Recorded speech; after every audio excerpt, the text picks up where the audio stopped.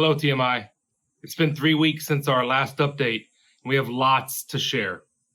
I'm sure you've been hearing news regarding school openings across Texas and San Antonio, and now it's our turn to share with you TMI's reopening plan for this fall. Since COVID-19 became a household name last spring, TMI leadership has devoted most of our waking hours to finding ways to keep our community safe while delivering on our commitment to deliver a high-quality academic program in a Christ-centered environment. As you've probably seen by now, there's been a spike in COVID-19 cases in Bexar County, and the measured stress on the healthcare system is now rated as severe. As a result of this rise in cases last Friday, all public schools received orders by the San Antonio Metropolitan Health District to remain closed for in-person instruction until after Labor Day. However, religious private schools have constitutional protection that gives us the freedom to make our own decisions on whether to start the year in remote or in-person instruction.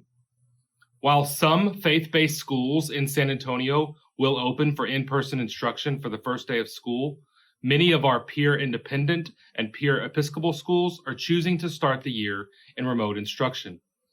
Here at TMI, we pride ourselves not just on our reputation for academic excellence, but also on our commitment to our community and in our role as a leader. And sometimes, TMI, being a leader means you listen to the advice of experts in the field.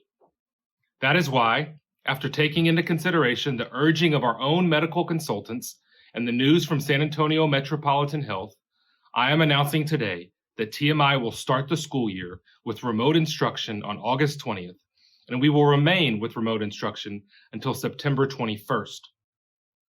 Believe me when I say that I share in your disappointment, but I assure you that the remote instruction and the community building we have planned for the first 4 weeks of school will be far different from anything you've seen before. So here's how the first 4 weeks of school will look. We will kick off the 2020-2021 school year with convocation and orientation on the first 2 days of school, August 20th and 21st.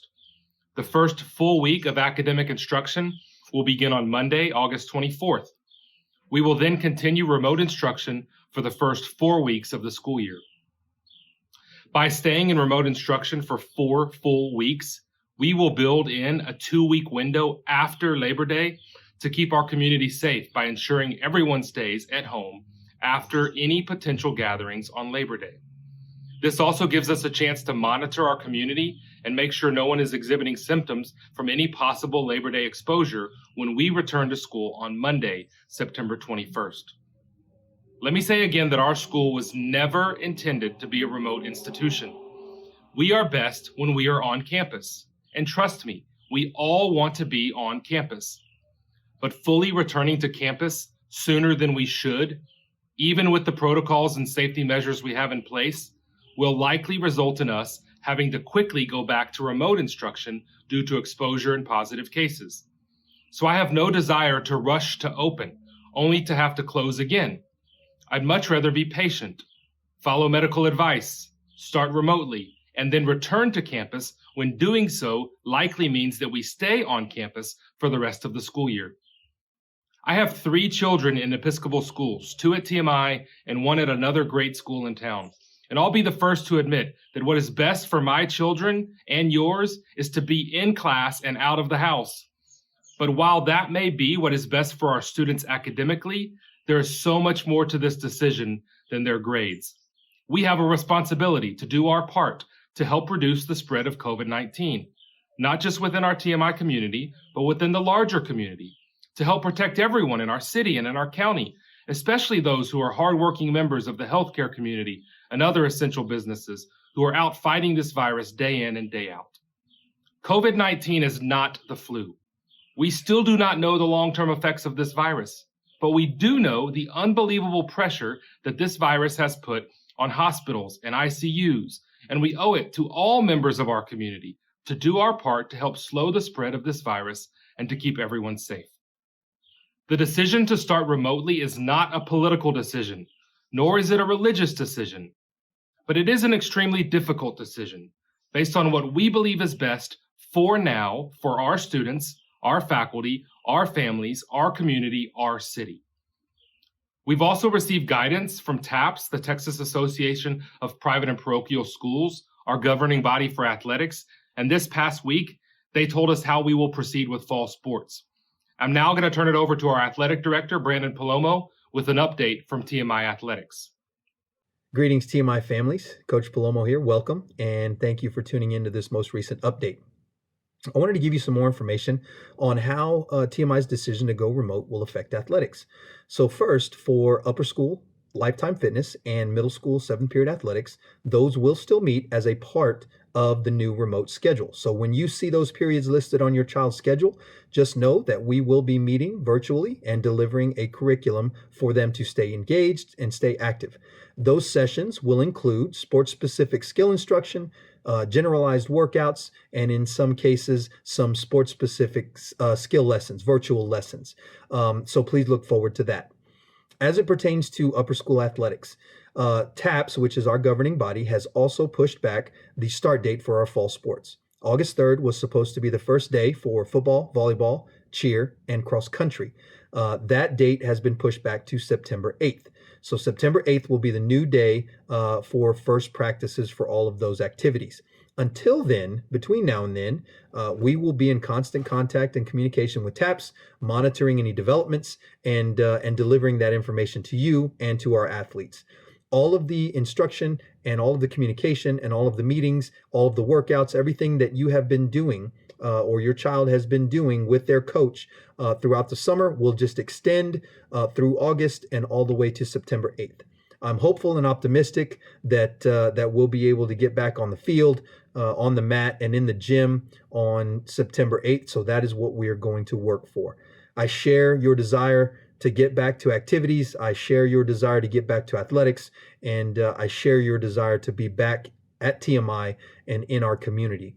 Until we are able to do that, just know that we love you, and it will always be our mission to keep you safe and healthy. Go Panthers. Thank you, Brandon. I now want to shift gears to re-emphasize a few key points about academics that we touched on in our last update, and I want to go into more detail about what we have planned for remote instruction. First, I want to remind you that the teaching that we did in the spring semester was truly an exercise in crisis management. With almost no time to prepare, our faculty did a sharp 180-degree turn in everything they do as teachers. Now, with August approaching, we've not only had time to reflect and learn from our experience this past spring, but we've also had time to thoroughly prepare and to plan for a return to remote instruction that will be better than ever. We've created a set of best practices for teaching in an online environment that keeps both teachers and students accountable. We've streamlined and standardized how students, parents, and faculty will communicate with each other. We've kept our class sizes small to ensure individual attention, and we've shifted to synchronous classes meeting throughout the week, not just once a week. And we're building community time into our remote schedule. School is about learning, no doubt, but it's also about so much more. From our core of cadets and our athletic teams to our band and our theater to our chapel and our community, that's the heartbeat of TMI. Educating students to be successful in life doesn't just happen in the classroom. It happens throughout the connections we have with each other. It happens in community. That's why I'm excited to tell you more about what it means to have community built into our remote instruction model and what that will actually look like each day. You'll notice in the revised preliminary schedules, in addition to the significant change to the amount of instruction time, that you'll also see Wednesday as a community day. The block of time on Wednesday is designed to give our students, clubs, teams, and activities a chance to meet and engage with each other throughout the year. Our Dean of Community and Wellness, Tracy Carter, is already planning for a variety of additional activities for our students to participate in while we are remote. From virtual jam sessions with our faculty and virtual cake decorating with Sherry Lim, to virtual breaks that include a virtual senior covenant supper and a virtual bowling party for 6th grade and so much more. And while many of the things that I just mentioned are virtual, I'm also excited to tell you that we're planning a number of ways to safely bring small groups to campus starting on or before August 21st. Being on campus is not an all or nothing decision. We can have small groups here, and we will have small groups on campus. Some of the small group gatherings might be new student meet and greets or core formations or sports practices, club meetings, or a variety of other activities that would bring small groups of students together. I want to especially find ways to get new students and seniors back to campus. So even though we will be remote at the beginning of the year, we will find ways to invite our students on campus very soon. Keep in mind, however, if it were safe for large groups of people to be on campus, then we would all be on campus. But for now, we can rotate, we can keep groups small, and we can create as many opportunities for connection on campus, for instruction, for community as we can. Look for more information on these opportunities in the weeks ahead. Speaking of community, one of the largest and longest programs we have at TMI is our amazing Corps of Cadets. So I'm turning it over to Major Joe Claburn to share an update on our Corps for the fall. Thank you, Father Scott, and hello to our TMI families. For over 127 years, the Corps of Cadets has continued to uphold the values, traditions, and honors that have been the foundation of what TMI is based upon. Today, as the Commandant, I'm here to give you a message of reassurance that the Corps will persevere through the challenges that we face this academic year. You know, much like the cadets who went to school through the Depression, 2 world wars, devastating droughts in South Texas, and yes, even their own pandemic in 1918, we too shall look at this as another historical event that will make us all stronger while looking for greater opportunities to serve one another.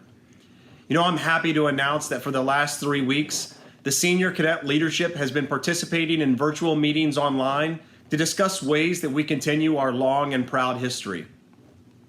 They have begun to discuss ways to stay engaged with one another, support each other in this virtual platform of education, and the company commanders are still battling with new ways to earn points for the MacArthur Cup Trophy for the end of the year. You know, their excitement about the potential for this year fills me with pride, and I am enthusiastic to work beside the leadership to facilitate as much of that as we can. We've discussed plans to bring small groups of cadets onto campus for training, team building, and fellowship in the coming weeks, with the first of those recognizing our senior cadets. So today, I'm thrilled to announce that a detailed plan is being developed to bring our seniors onto campus to officially recognize them in their leadership positions for this school year, and most importantly, commission them as officers in the Corps of Cadets, something that would have taken place in the spring. More details for that event will be coming soon. In the meantime, the cadet uniform issue, which was planned for August 4th through 8th, will be needed to be modified significantly to allow our newest members to come onto campus in an organized and scheduled time slot to pick up an assortment of uniform items to get them started. We want to share in the excitement of your participation in this prestigious organization, and we want to welcome you as best as we can. This uniform issue will be limited to the casual Corps polo, the Corps Spirit shirt, and the camouflage ACU uniform with boots. We will look at conducting a partial uniform exchange for returning cadets once the school is back on campus, either as an entire student body or in a hybrid model. Measures are being developed to include our new students into an online new cadet training program to keep our new cadets involved and to give them the knowledge they will need to succeed in our program. The bottom line, the Corps continues to be the keepers of tradition. And I am proud to say that we will embody and firmly uphold the fearless dedication to persevere and succeed through this pandemic until we can stand in formation together again very soon. Until that time, Father Scott, back to you.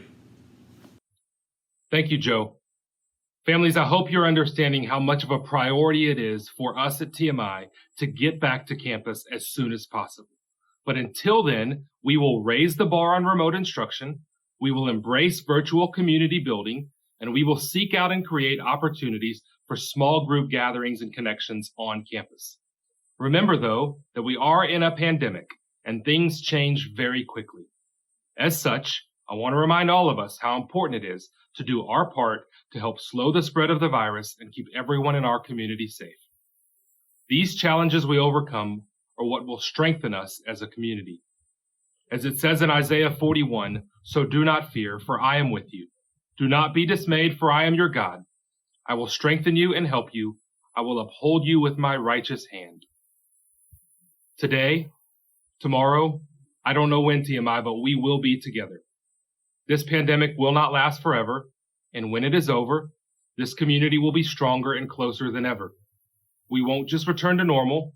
We will have evolved into something much more resilient, and we will be proud to look back upon what we have overcome and what we have accomplished.